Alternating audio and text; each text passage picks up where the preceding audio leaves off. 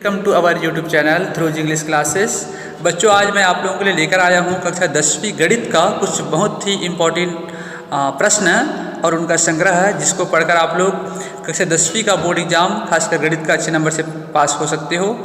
तो बच्चों, इसमें आपको क्या करना है, जितने क्वेश्चन मैं आप लोगों को यहाँ पे करा रहा हूँ उसका आप लोग अगर उस पर अच्छे से मेहनत करते हो, अच्छे उसको प्रैक्टिस करते हो, तो बिल्कुल आपके एग्जाम में अच्छे नंबर आएंगे। तो चलिए मैं क्वेश्चन स्टार्ट करता हूं। तो इससे पहले आप लोगों से चाहूँगा दोस्तों कि आप लोग हमारे चैनल को लाइक कीजिए, वीडियो को अधिक से अधिक अपने दोस्तों को शेयर कीजिए और हमारे चैनल को सब्सक्राइब कीजिए। तो चलिए दोस्तों, मैं पहला क्वेश्चन आप लोगों को बताता हूँ। पहला क्वेश्चन हमारे पास है इस प्रकार से, बहुपद x का स्क्वायर प्लस 10x प्लस 24 के शून्यकों का योगफल क्या होगा।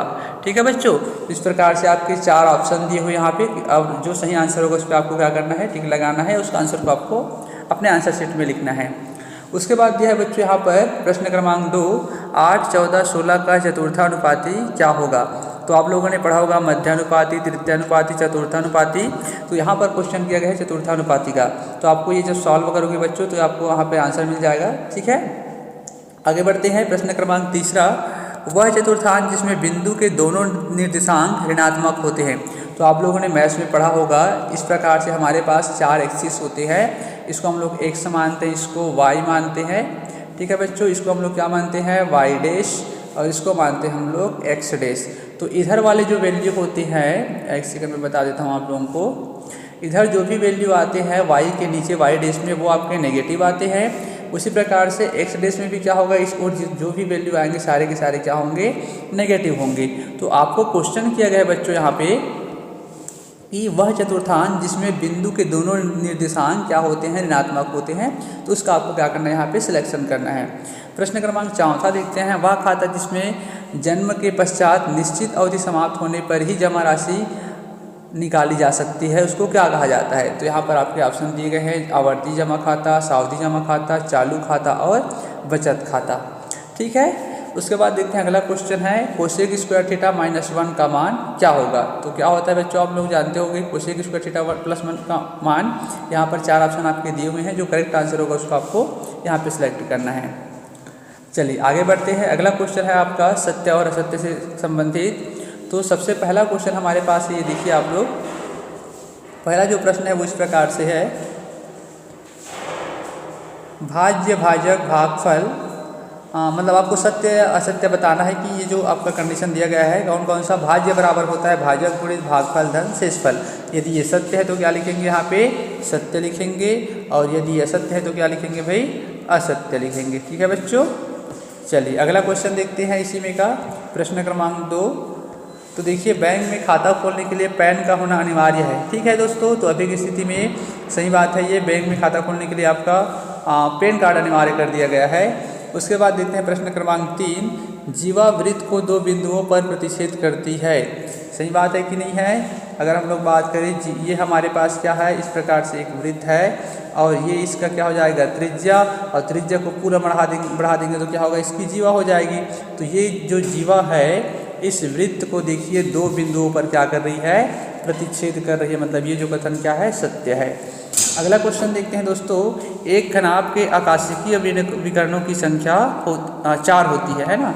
तो आप लोगों ने देखा होगा घनाभ किस प्रकार का रहता है। देखिए बच्चों, घनाभ जो होता है आप लोगों को इस प्रकार से दिखेगा, जैसे कि मैं बना देता हूँ, ये आपका एक स्क्वायर हो गया, सॉरी आयत हो गया। इसी में अगर मैं दूसरा आयत यहाँ पे बना देता हूँ तो जो स्ट्रक्चर मुझे मिलेगा उसको हम लोग क्या कहेंगे बच्चों, घनाभ कहेंगे। देखिए बहुत ही सरल सा ये आपका कॉन्सेप्ट है, ये दोनों एंगल क्या होते हैं, इस प्रकार से जुड़े होते हैं। अब इसमें क्वेश्चन आपको किया गया है कि इस घनाभ में कितने सारे एंगल्स होते हैं, विकर्णों की संख्या कितनी होती है। ठीक है बच्चों, आगे बढ़ते हैं। अगला जो क्वेश्चन है हमारे पास है रिक्त स्थान। देखते हैं इसमें क्या पूछा गया है आप लोगों से, 18 और 16 का तृतीयानुपात खाली स्थान होगा। तो जो बच्चों आप लोग इसको आंसर निकालोगे 18 और 6 का, तो जो भी आंसर आएगा उसको आपको यहाँ पे लिखना है। और जब आप लोग आंसर शीट में आंसर, जैसे कि इन केस अगर 16 आता है आंसर, तो हमेशा उसके नीचे आप लोग क्या करोगे, डैश लगा दिया करोगे। ठीक है बच्चों, अगला क्वेश्चन देखते हैं, प्रश्न क्रमांक 2, वाई अक्ष पर स्थित किसी बिंदु का भुज होता है। ठीक है, तो इसलिए इसको आप लोगों ने पढ़ा होगा, तो आंसर आप लोग लिख लीजिएगा। अगला क्वेश्चन है, साइन 19 - 56 का मान होगा। ठीक है बच्चों। उसी प्रकार अगला क्वेश्चन हमारे पास, सभी सर्वांग बहुभुज होते हैं। उसके बाद अगला क्वेश्चन है, एक वृत्त की त्रिज्या 10 सेंटीमीटर है तो उसका व्यास खाली स्थान होगा। देखिए इस टाइप से क्वेश्चन में आपको बिल्कुल भी परेशानी नहीं होनी चाहिए। ये हो गया हम लोगों का वृत्त, ठीक है। क्वेश्चन क्या गया है, ये इसका केंद्र आएगा। अब इस केंद्र से अगर हम लोग क्या करते हैं, यहाँ पे एक रेखा खींच देते हैं तो ये कहलाएगी इसकी त्रिज्या। इस त्रिज्या का मान कितना है भाई, 10 सेंटीमीटर। आपको पूछा गया है इसका व्यास। व्यास क्या होगा, अगर हम लोग त्रिज्या को पूरा मिला देते हैं तो ये बन जाता है व्यास। और इस व्यास की जो लंबाई होगी वो त्रिज्या के दुगुने के बराबर होती है। मतलब 10 × 2 = कितना आ जाएगा, 20। तो इसका जो व्यास होगा वो कितना होगा भाई, 20 होगा, ठीक है। अगला क्वेश्चन देखते हैं, जांचिए कि क्या x - 2 बहुपद px = x⁻³ - 3x² plus x का एक गुणनखंड है। इसको आपको जांच करके बताना है बच्चों।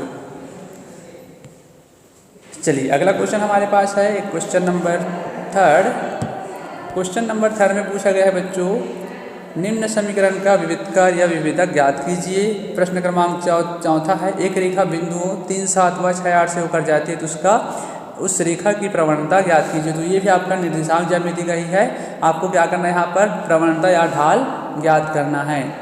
चलिए अगला क्वेश्चन देखते हैं। अगला क्वेश्चन है प्रश्न क्रमांक 5, 2 sin 59 / cos 31 का मान ज्ञात कीजिए। प्रश्न क्रमांक 6 है, निम्न आंकड़ों से समांतर माध्य ज्ञात कीजिए। तो ये बहुत इंपॉर्टेंट क्वेश्चन है। समांतर माध्य का एक न एक क्वेश्चन बिल्कुल बनता ही बनता है।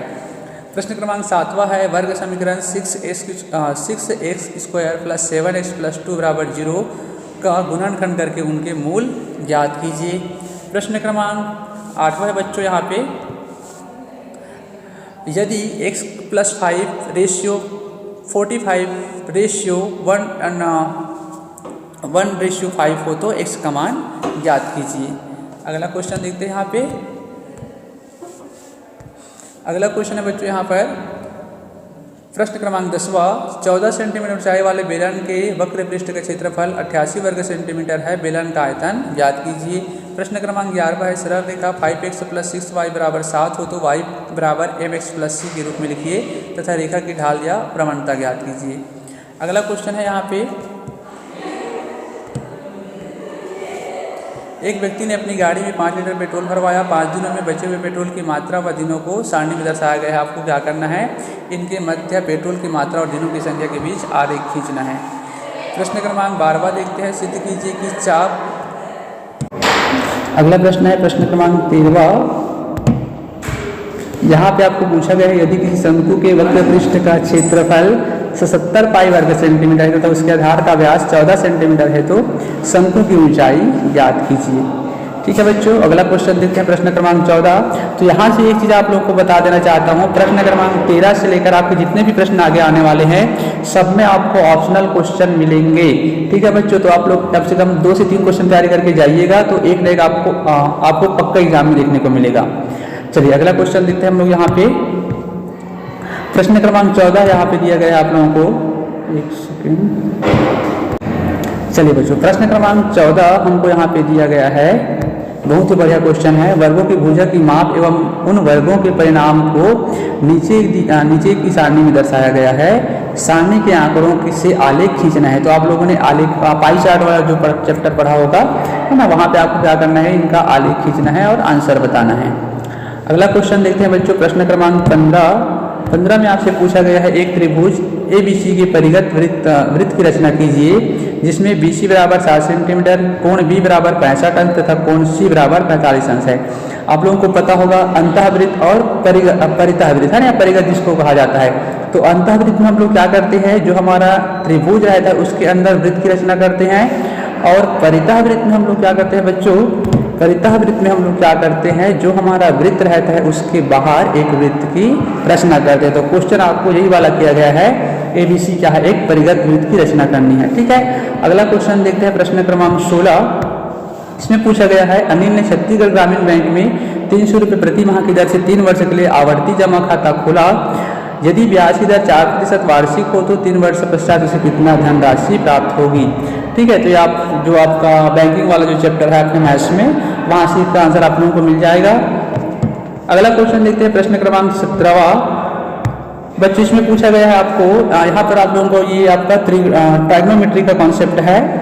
Under root 1 plus cos theta divide by 1 minus cos theta is plus under root 1 minus cos theta plus 1 plus cos theta is equal to 2 cosec theta. इसको आपको क्या करना है, प्रूफ करना है, सिद्ध करना है। इसी में जो ऑप्शनल क्वेश्चन दिया है बच्चों वो ये है कि किसी टीले के शीर्ष से मैदान में स्थित दो मकानों का अवनमन कोण जो कि टीले की विपरीत ओर 30 अंश व 60 अंश है। यदि टीले की ऊंचाई 7 सेंटीमीटर हो तो मकानों के बीच की दूरी ज्ञात कीजिए। चलिए आगे बढ़ते हैं, प्रश्न क्रमांक 18वां और इस सेशन का लास्ट क्वेश्चन। यदि किसी समांतर श्रेणी के n2 n तथा 3n पदों के योगफल क्रमशः s1 s2 और s3 है तो सिद्ध कीजिए s3 is equal to 3 s2 minus s1। इसको आपको सिद्ध करना है। या फिर अपना क्वेश्चन आपको मिलेगा यहाँ पे, यदि दो क्रमगत समप्राकृतिक संख्याओं के वर्गों का योग 244 है तो संख्याएं ज्ञात कीजिए। ठीक है बच्चों, तो ये है कुछ महत्वपूर्ण प्रश्नों का संग्रह। और आप लोग चाहते हो कि आपको इससे और अधिक अच्छे क्वेश्चन मिले तो आप लोग हमारा जो ऐप है ध्रुव जी इंग्लिश क्लासेस उसको प्ले स्टोर से डाउनलोड कर लीजिए, वहाँ पे लॉगिन कीजिए। आपको बहुत सारे जो पीडीएफ्स हैं और नोट्स हैं आपको फ्री में वहाँ फ्री ऑफ कॉस्ट आपको वहाँ पे मिल जाएंगे। तो दोस्तों ये है आपके लिए गणित के कुछ महत्वपूर्ण प्रश्न। आई होप आप सबको समझ में आया होगा और आप सभी को again best of luck for your maths exam. Thank you.